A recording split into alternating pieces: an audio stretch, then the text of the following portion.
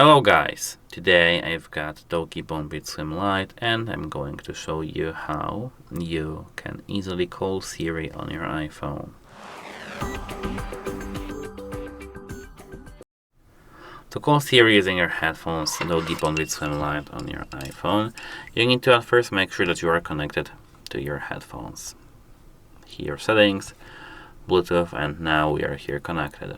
So you need to hold your multifunction button, this one, for a moment. Quick moment, like I would say 2 seconds, like click and hold. Now lift. Here I've got voice control, as you can see, because I've got it disabled, like this here disabled, but that's how it works in general. That's it, bye!